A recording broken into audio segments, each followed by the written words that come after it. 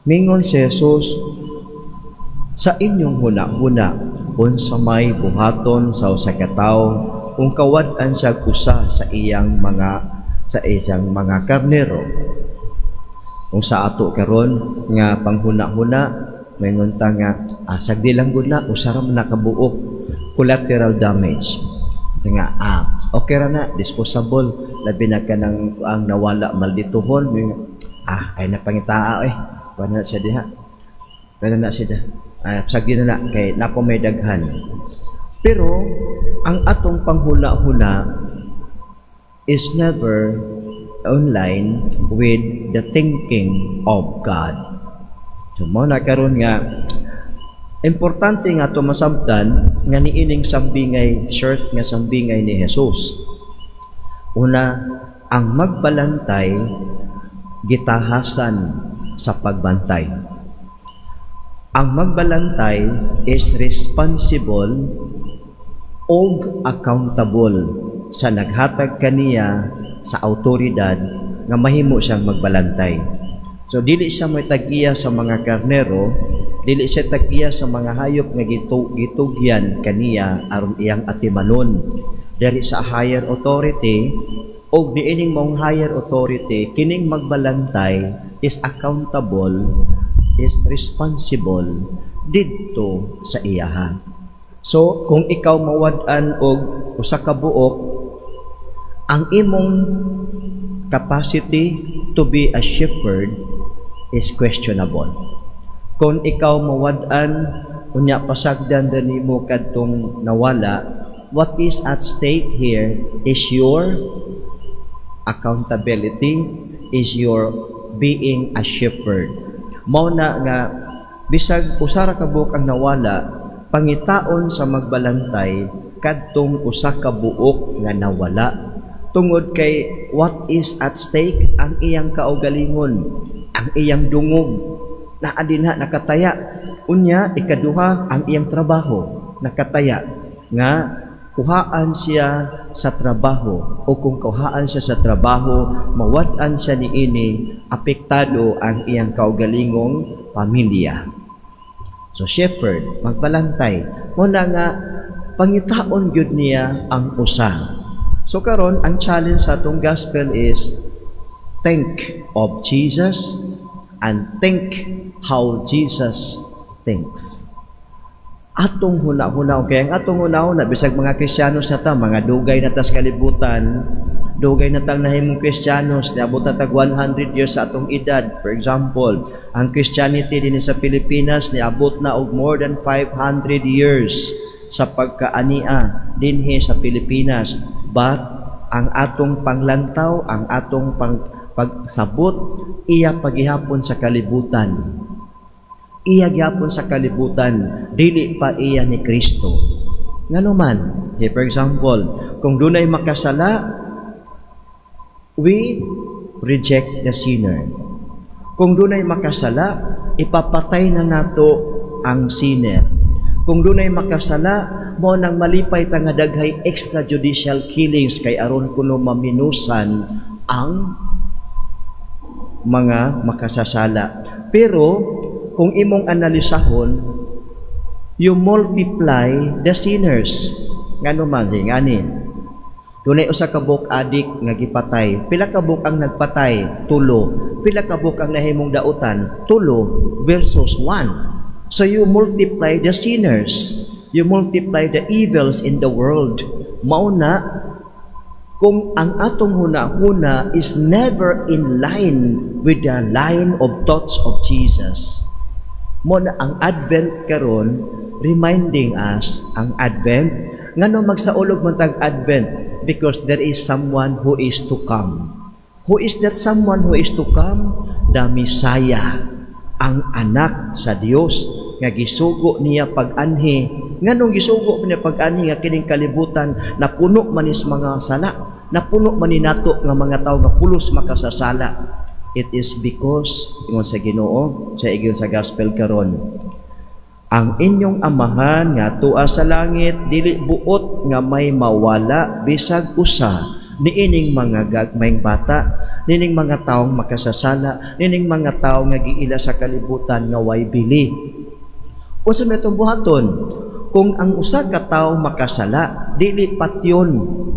Ang usa ka tawo nga makasala must be subjected to a program that is corrective and restorative. Mao na bitaw nga ang kuana na siya, ang understanding anong naatay mga prisuhan, to correct and to bring back the person, to restore the dignity of the person, and to correct the evil act of the person. Mao nang naatay mga prisuhan. Pero ang una pag yung question din dili ang prisuhan. Ang unang question ang atong balay. Kung giunsa nato pag-umol ang atong mga anak.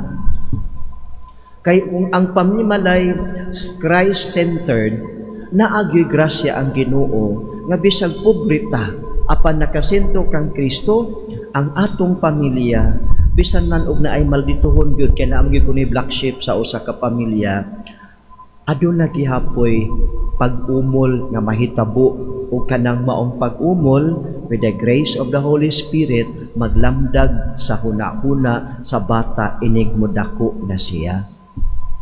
Ingana. So, are we thinking in line with Jesus or are we still thinking in the line of the world? Mao na daghang Kristiyanos kalibutan apan naghuna-huna not according to the mind of Jesus but according to the mind of the world. Unya karon si pananglitan nasa kalibutan karon nga gitawag og population control. Unya subtle kaayo ang ilahang pamaagi, distribution of materials for contraceptives. Unya gingon nila nga this is for health care. This is the right, so introducing the right aron nga matabunan ang ilang katuyuan ni ining tanan. Kay kung naay mga contraceptives, di naman makapanganak. O sige, pa-injection, naay upan pa nga pamaagi, gubandiha, naay tumaron to prevent life to exist. Mao na siya. Now, kung ingon ni ana atong thinking, we are not yet true Christians. We are just Christians in cover-ups. No? Kaya itong nagtakuban ba ng mga Kristiyanos? Muna, ang Advent is always a reminder. Kanang violet nga color din nagtawag na nato to repent our thoughts, our words, and our actions, which are contrary to the thought, to the love, and to the life of Jesus, and to His teachings.